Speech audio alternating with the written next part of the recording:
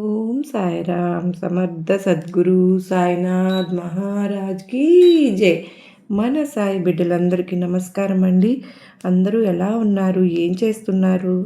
మీరందరూ కూడా సుఖంగా సంతోషంగా ఎప్పుడు ఆయురారోగ్యాలతో అష్టైశ్వర్యాలతో ఉండాలని సాయినాథుని తరపున నేను కూడా మనస్ఫూర్తిగా మీ అందరి తరపున కోరుకుంటూ ఈరోజు వీడియోని స్టార్ట్ చేస్తూ ఉన్నాను ఫ్రెండ్స్. మీరు ఈరోజు చూస్తున్నది యాదృచ్ఛికం కాదు, సాయినాథుని యొక్క అనుగ్రహంతో మీ జీవితంలో ఒక శుభవార్త అనేది వినబోతూ ఉన్నారు అని అర్థం.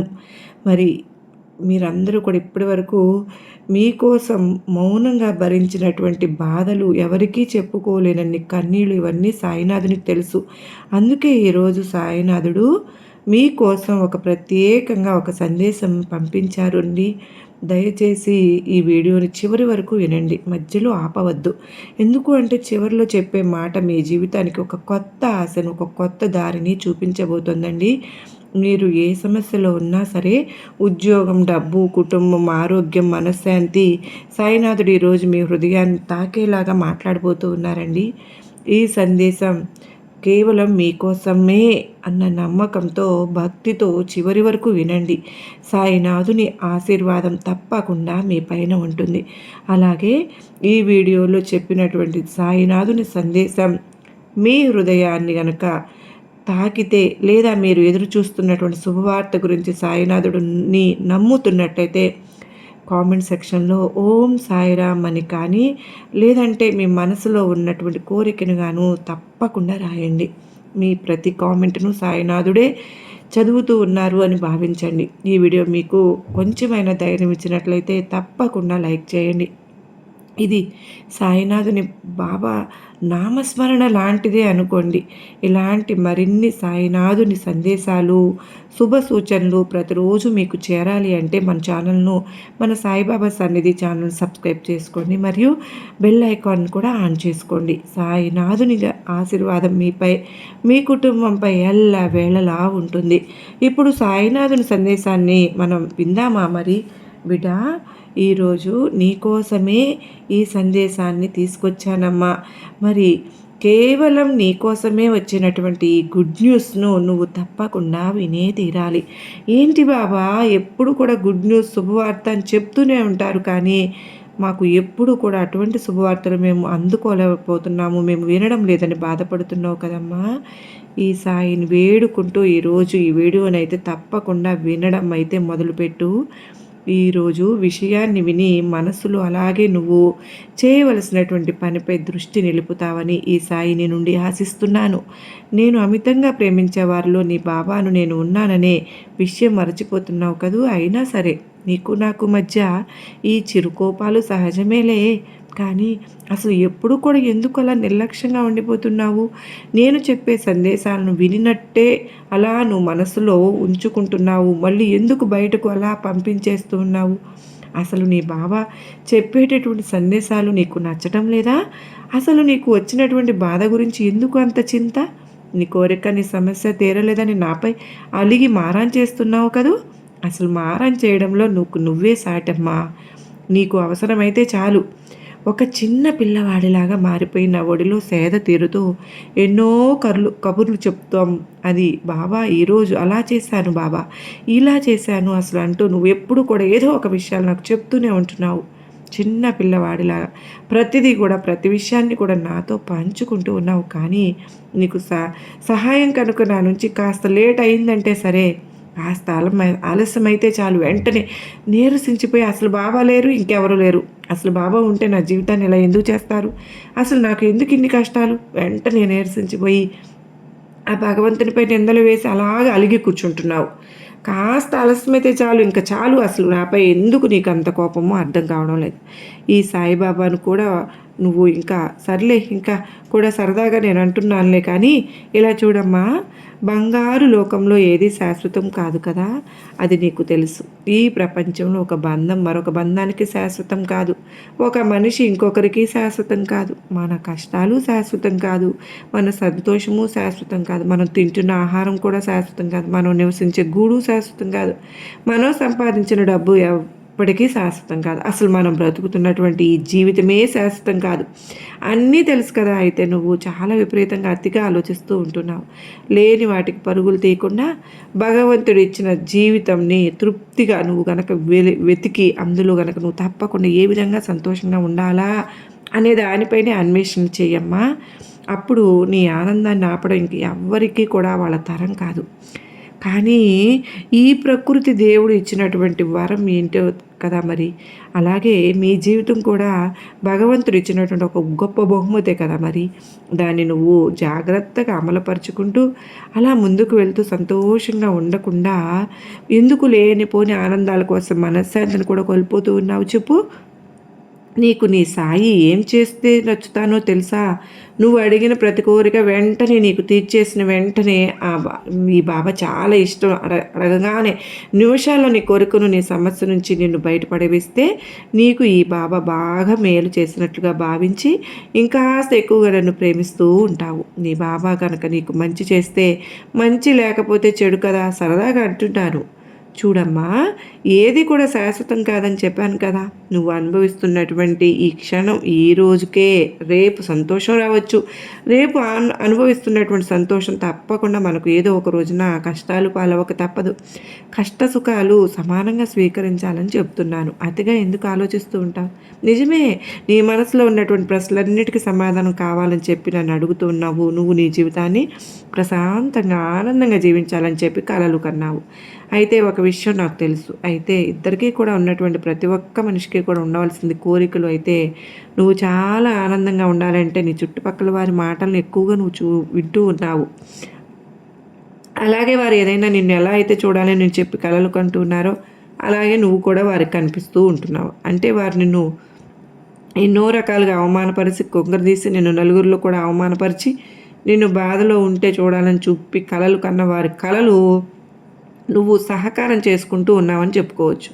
అయితే ఏంటి బాబాయ్ నువ్వేం మాట్లాడుతున్నావు అని చెప్పి నువ్వు అనుకోవచ్చు. నిజం చెప్పాలంటే ఒక మాటను జాగ్రత్తగా విను. చూడమ్మా, నువ్వు అందరిలాగా కాదు, చాలా అంటే చాలా రకాలుగా మంచిదానివి. ఎందుకో తెలుసా? నేటి సమాజంలో ప్రతి ఒక్కరూ కూడా వారి అవసరానికి ఏదో ఒక తోడును వెతుక్కోవడం, లేదంటే వారి అవసరం కోసం ఒక కొత్త వ్యక్తితో మాట్లాడాలని చెప్పి ప్రయత్నించడం కేవలం వారి అవసరం కోసమే. కొంతమంది బాధలు ఉన్నప్పటికీ కూడాను వారి దగ్గరికి వెళ్ళి వారిని మరింత ఎక్కువగా బాధ పెడుతూ రకరకాల సమస్యల గురించి అలాగే రకరకాల ప్రశ్నలను వారికి వేయడం ఇటువంటివన్నీ కూడా మనం చూస్తూ ఉంటున్నాం కదా. కానీ నువ్వు మాత్రం చాలా రకాలుగా చెప్పాలంటే అందరితో పోల్చుకుంటే నువ్వు నీ జీవితాన్ని ఎంతో ప్రశాంతంగా అనుభవిస్తూ ఉన్నావు. అలాగే అనుభవించాలని చెప్పి నువ్వు కూడా కోరుకుంటూ ఉన్నావు. నీ వల్ల కానీ నీ కుటుంబం వల్ల కానీ తెలిసి తెలియక ఎక్కడైనా కానీ ఏ దోషం ఎక్కడ కూడా ఏ తప్పు జరగలేదు. అందరూ కూడా బాగుండాలని చెప్పి అనుకుంటూ ఉంటావు. ఎవరిని కూడా నీ మాటలతో కానీ నీ చేష్టలతో కానీ నొప్పించవు. ప్రతి ఒక్కరిని కూడా సంతోషపరచాలని చెప్పి ఎప్పుడు కూడా అనుకుంటావు. అలా అనుకోవద్దు. ఎందుకో తెలుసా, మనం ఏమనుకుంటున్నాం మనం చూసుకోవాలి. ప్రతి ఒక్కరు కూడా నీ మాటల వల్ల నీ చేష్టల వల్ల సంతోషంగా ఉండాలని చెప్పి అనుకుంటావు. ఎందుకు అలా అనుకోవద్దు. ఎందుకంటే అలా అందరినీ కూడా నువ్వు సంతోషపెట్టడం అనేది జరుగుతుందా? జరగదు. అలాగే నీ మాట ఒకరు మంచిగా తీసుకోవచ్చు, ఇంకొకరు చెడుగా కూడా తీసుకోవచ్చు. కనుక అనవసరంగా నువ్వు ఎవరికి కూడా అడగకుండా సలహాలు అనేది ఇవ్వద్దమ్మా.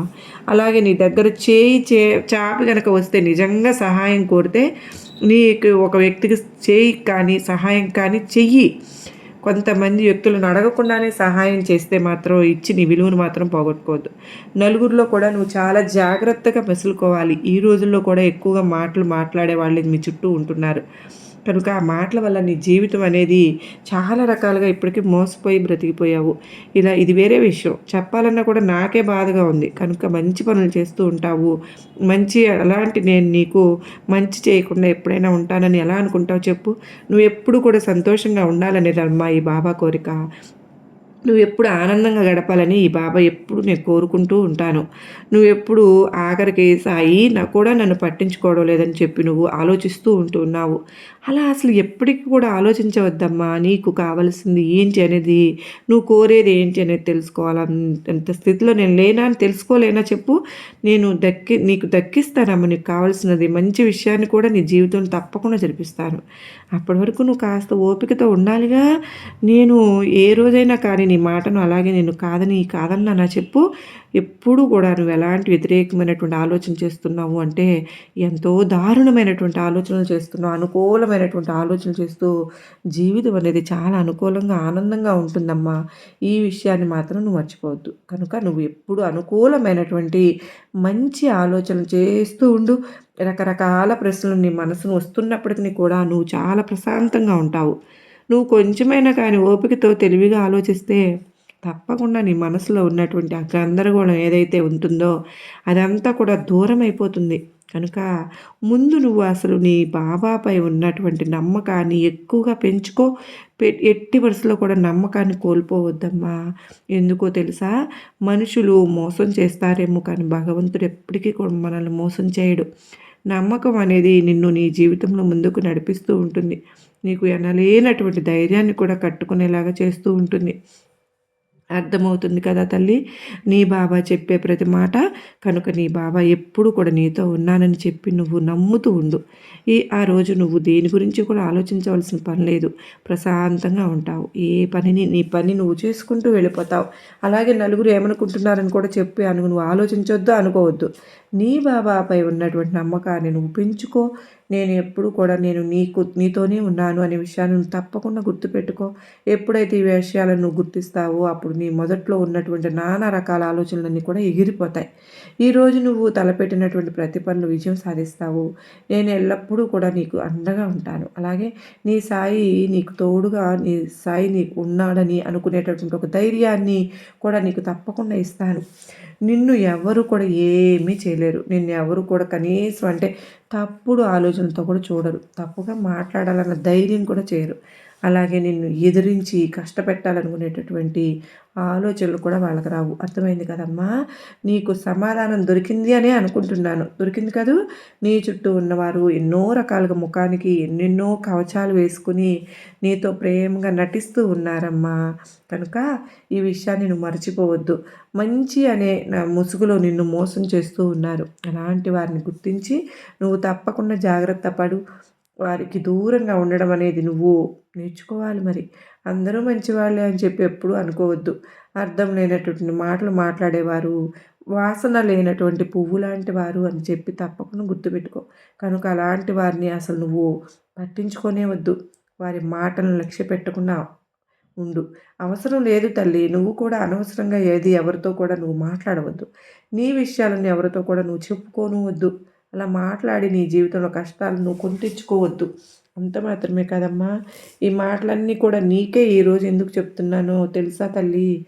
నీ జీవితాన్ని నువ్వే సరిదిద్దుకోవాలి. కనుక భగవంతుడు మన చేతనే మన జీవితాన్ని సరిదిద్దుకునేలాగా చేస్తాడు. కనుక ప్రశ్న ఉంటే సమాధానం ఉన్నట్లుగా మన బాధ ఉంటే దానికి తగినటువంటి తప్పకుండా మనకు ఏదో ఒకటి సమస్యకు తగినటువంటి పరిష్కారం అయితే ఏదో ఒకటి ఉంటుంది. బాధకు కూడా సంతోషానికి అనేది ఉంటుంది. కనుక నువ్వు తెలిసి నువ్వు తప్పులు చేయకూడదనే ఉద్దేశంతోనే ఈ జాగ్రత్తలు నీకు చెప్తున్నాను.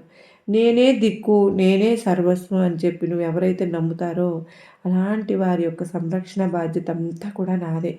నా బిడ్డలను కాపాడుకోవడమే నా బాధ్యత. అందుకే ఈ ముందు జాగ్రత్తలన్నీ కూడా కొంచెం ఏకాగ్రతగా ఈరోజు నువ్వు వింటున్నావని చెప్పి నేను అనుకుంటున్నాను. నీ బాబా నీకు ఏది చెప్పినా కానీ అది నువ్వు తప్పకుండా నీ జీవితంలో జరుగుతుందని నువ్వు నమ్మకంతో ఉంటావని నాకు తెలుసు తల్లి. నా బిడ్డ గురించి నాకు తెలియదా? నా బిడ్డ మనస్తత్వం మొత్తం నాకు తెలుసమ్మా. నీ మనస్తత్వం ఎంతో మంచిది. నీ జీవితంలో తప్పకుండా నువ్వు అనుకున్నది జరుగుతుంది అన్న నమ్మకంతో నువ్వు ఉంటావని కూడా నాకు తెలుసు. నిజంగా ఎంత రకాలైనటువంటి కష్టాలను నువ్వు అనుభవించావో, ఎన్ని రకాలైనటువంటి బాధలను నువ్వు చూసి ఇన్ని రోజులు సంతోషంగా అలానే వెళ్తూ జీవితాన్ని గడుపుతూ ఉన్నావో నాకు తెలుసు. అందుకేనమ్మా నీ బాబా ఏది కూడా నీకు ఏదైతే చెప్తానో అందులో ఒక పరమార్థం అనేది ఉంటుంది. తప్పకుండా దాగే ఉంటుంది. అది నీ జీవితానికి తప్పకుండా సంబంధించిందే ఉంటుంది. ఏది కూడా అవసరం లేదు లేకుండా ఎప్పుడు కూడా ఈ బాబా నీ సందేశాన్ని నీకు ఈరోజు వినేలాగా చేయలేదు. తప్పకుండా నువ్వు ఊహించినటువంటి గుడ్ న్యూస్ నువ్వు వినబోతున్నావు. ఆ శుభవార్త విన్న తర్వాత నీ మనసు పులకించిపోతుంది. ఎంతో సంతోషంతో నువ్వు జీవితాన్ని గడుపుతావు కూడా. ఆపై నీ జీవితాన్ని నువ్వే చక్కబెట్టుకుంటావని అర్థమవుతుంది కదా తల్లి. ఈరోజు బాబా ఎందుకు పదే పదే చెప్తూ ఉన్నానో, ఈ విషయాలన్నీ నీకు గుర్తు చేస్తూ ఉన్నానో అనేది ఒక్క విషయం చెప్పనా బిడ్డ? ప్రతి మాటకు కూడా నువ్వు విని అర్థం చేసుకోగలిగితే వాటిని జీవితంలో నువ్వు ఉపయోగించుకుంటే తప్పకుండా నీ జీవితం అనేది బంగారంలాగా మారిపోతుందమ్మా. అలా కాకుండా ఎప్పుడూ కూడా నాకు ఎవరూ లేరు అనేటటువంటి ఒక భావన నువ్వు ఏర్పరుచుకుంటే అది నీకు తప్పకుండా బాధ కలిగేలాగా చేస్తుంది. అందరూ ఉన్నారు, అందరూ నా వారే మరి అని నువ్వు అనుకుంటే మనవారు అవుతారు. కాదు అనుకుంటే ఎప్పటికీ కాలేరు కదా! మనుషులకు ఎన్ని ఇచ్చినా కానీ తృప్తి పడరమ్మా. ఈ విషయం నువ్వు ఎప్పటికైనా కూడా ఆలోచించావా? గుర్తించావా? నేను ఏది ప్రసాదించినా కూడా ఇంకా నాకు అది ఇవ్వలేదు, ఇది ఇవ్వలేదు అని చెప్పి అడుగుతూనే ఉంటారు. నన్నే రకరకాలుగా మాటలు అంటూ ఉంటారు. నిజమేనా? అవును కదూ! మరి ఒక్కసారి నువ్వు కూడా ఆలోచించుకో.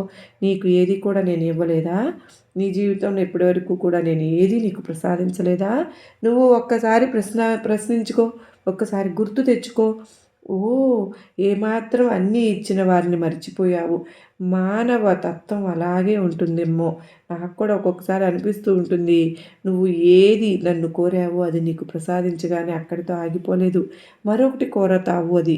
అది కూడా తీరగానే ఇంకొకటి కోరుతూ ఉంటారు. అలాగే నా బిడ్డలకు అసలు ఏది ముఖ్యమో అది కోరడం లేదని చెప్పి నేను ఎన్ని సార్లు అనుకుంటానో, సమయం రాగానే ప్రతి కోరిక కూడా నెరవేరిపోతోందని పదే పదే చెప్తాను. కానీ కొంతమంది అనుకుంటూ ఉంటారు, నేను ఏది ఇచ్చినా కూడా నా బిడ్డలు తృప్తి పడలేదే అని నేను ఒక్కొక్కసారి అనుకుంటూ ఉంటాను మరి. అసలు ఒక్కొక్కసారి నాకు ఎంత బాధ కలుగుతుందో నేను చెప్పేటటువంటి ఈ సందేశంలో నా బిడ్డలకు ఎప్పుడైనా సరే, ఏదైనా సరే మంచి జరుగుతుందా లేదా అని ఎంతగానో బాధపడుతూ కూడా ఉంటాను. మంచి జరిగితే చాలా సంతోషిస్తాను. మీకు ఏదైనా జరగకపోతే నా మనసు కూడా ఎంతగానో బాధపడుతుంది. నేను ఏదైనా జరిపిస్తాను అని చెప్పి సందేశంలో చెప్తాను కదా! అది జరగకపోతే నా మనసు కూడా చాలా అంటే చాలా బాధపడుతూ ఉంటుంది. అటువంటి స్థితికి వారిని తప్పకుండా ఏదైనా సరే మిమ్మల్ని బాధపెట్టిన వారిని ఆ కష్టాలు తప్పకుండా వారికి తెలియజేసేలాగా నేను చేస్తానని తప్పకుండా చెప్తున్నాను. ఒక్కసారి గుర్తుపెట్టుకో. నిన్ను ఎవరైనా బాధ పెడితే తప్పకుండా వారికి ఆ బాధలు వారికి కూడా ఎదురవుతాయి. వారికి హాని చేయకుండా వారి పని ఏదో వారు చేసుకుంటూ వెళ్తూ ఉన్నా సరే, మనకు మనశ్శాంతి లేకుండా చేస్తూ ఉన్నారు అంటే వారి మనసు ఎలాంటిది, ఎంతటి కఠినాత్ములు అయి ఉంటారో, క్రూరంగా కూడా వారు ఉంటారు. ఇది తప్పకుండా శిక్ష పడాల్సిందే. ఆ శిక్షను వారికి పోనీలే పాపం అనుకున్నా సరే విధి ఊరుకోదు. నేను కూడా ఊరుకోను. ఇప్పటివరకు చూసి చూసి తెలుసుకుంటారులే అని చెప్పి రోజులు నిరీక్షించాను కానీ, నా బిడ్డ కన్నీరు కారుస్తూ ఉంటే నా గుండె రగిలిపోతూ ఉంది. వాళ్ళకు తప్పకుండా శిక్ష విధించి తీరుతాను. నా బిడ్డ నువ్వు ఎవరైనా కానీ ఏదైనా ఒక్క మాట అంటే నేను తట్టుకోలేనమ్మా. అంతకింత అనుభవించేలాగా చేస్తానని నేను నీకు తప్పకుండా చెప్తాను. వారికి ఏదైనా సరే కష్టంలో ఊబిలో ఇరుక్కుపోయేలాగా చేయను కానీ వారి కష్టానికి మనం పడుతున్నటువంటి బాధ ఎలాంటిదో తప్పకుండా తెలిసేలాగా మాత్రం చేస్తాను. నీ వల్ల వచ్చింది ఏది కూడా వారికి కాదు. నువ్వు చేసిన పనుల వల్ల ఎదురైంది కాదు. నీకు కావలసిన వారే, నీకు ఇష్టమైన వారే నీ చేత కన్నీరు పెట్టిస్తూ ఉన్నారు. అది ఎవరో చెప్తాను ఇప్పుడే. తప్పకుండా వినమ్మా. చూడు తల్లి, నువ్వు ఒక విషయాన్ని గుర్తుపెట్టుకో. ఎవరైనా సరే నిన్ను బాధ పెట్టినా, అవమానించినా, బాధపడుతూ అక్కడే ఆగిపోకూడదమ్మా. నీ సమయాన్ని కూడా నువ్వు వృధా చేసుకోవద్దు. నీ వారి గురించి ఎక్కువగా ఆలోచించనవద్దు. అసలు వారి మాటలనే పట్టించుకోకుండా నీ పని నువ్వు చేసుకుంటూ నీ లక్ష్యాన్ని సాధించు. వారిని నీ బాబాకే అప్పగించేసేయి. వారితో నీకు పని లేదమ్మా. సరేనా? అప్పుడు వాళ్ళే నిన్ను చూసి భయపడిపోతూ ఉంటారనమాట. నిన్ను చూసి తలదించుకుంటారు కూడా. వాళ్ళు ఇలా వాళ్ళకి నీ గెలుపుతో సమాధానం ఇవ్వాలి మరి. చూడు తల్లి, నువ్వు ఎప్పుడైతే వారికి పక్కకు పెడతావో, వారి మాటలు పట్టించుకోవో, అదే వారికి ఒక పెద్ద శిక్ష అవుతుందని గుర్తుపెట్టుకో. నీ చుట్టూ ఉన్న వారితో కొంతమంది నీ దగ్గర ఒకలాగా, నీ పక్కన మరొకలాగా మాట్లాడుతూ ఉంటారమ్మా. వారు ఎవరో కూడా నీకు తెలిసే ఉంటుంది. కానీ నువ్వు పెద్దగా పట్టించుకోవడం లేదు అంతే. కానీ ఇలాంటి వారితో ఎంతో జాగ్రత్తగా ఉండాలి. తప్పకుండా పట్టించుకోవాల్సినటువంటి విషయాలు అవి వాటిని పక్కన పెట్టవద్దు. నిర్లక్ష్యం కూడా చేయవద్దు. ఎవరు నీకు చెడు చేయాలని అనుకుంటూ ఉన్నారో వారితో ఎంతో జాగ్రత్తగా కూడా నువ్వు ఉండాలి. మోసం చేయడం వారి తప్పైతే, మోసపోవడం ముమ్మాటికి నీ తప్పే అవుతుందని గుర్తుపెట్టుకో. ఎవరు ఎలాంటి వారో తెలుసుకొని నడుచుకోవాలి కదా మరి. నేను ఎన్నో సందేశాలు నీకు పంపుతూ ఉన్నాను కదా! వాటిని అసలు పట్టించుకుంటున్నావా? ఎవరు నీ నుంచి ప్రేమను ఆశిస్తూ ఉన్నారు? ఎవరు నీ నుంచి డబ్బును ఆశిస్తూ ఉన్నారు? ఇవన్నీ కూడా నువ్వు వారి మాటల్లోనే నీకు స్పష్టంగా తెలుస్తూ ఉంటాయి. కొద్దిగా గమనించాల్సి ఉంటుంది. నువ్వు వారు నీ ముందు చాలా మంచిగా నటిస్తూ ఉన్నారు. ఆ నటన ముందు నీ నిజాయితీ ఓడిపోతుంది. మరి అవును కదా తల్లి! అలా ఎప్పటికీ కూడా నువ్వు ఓడిపోతూ ఉన్నావు. కానీ ఏదో ఒకరోజు ఆ నటనకు నీ నిజాయితీ మంచి గుణపాఠం చెప్తుంది. అది ఎప్పుడో తెలుసా? వారి నిజస్వరూపం నీకు తెలిసినప్పుడు. ఎవరు ఎలాంటి వారు నువ్వు ఆలోచిస్తూ ఉన్నప్పుడు తప్పకుండా వారికి గుణపాఠం చెప్పే తీరుతాను. ఈ విషయాన్ని నువ్వు తప్పకుండా గుర్తుపెట్టుకో. అసలు బాధపడనే వద్దు. జీవితంలో ఎన్నో కష్టాలను నువ్వు అనుభవించేశావు. ఇప్పటి నుండి తప్పకుండా సంతోషాన్ని అనుభవిస్తావు. ఈ బాబాని నువ్వు చెప్తున్నాను కదా! నా మాటలు నమ్మి మనస్ఫూర్తిగా నేను చెప్పినటువంటి సందేశాన్ని ఆలకించి మనసును ప్రశాంతంగా ఉంచుకో అంటూ సాయినాథుడు చెప్తూ ఉన్నారు కదండి. ఈరోజు మీకు ఈ వీడియో చివరి వరకు గనక వినగలిగారంటే సాయినాథుని ఆశీర్వాదం మీపై ఇప్పటికే పడింది. మీరు ఎదుర్కొంటున్నటువంటి సమస్యలు శాశ్వతం కావు.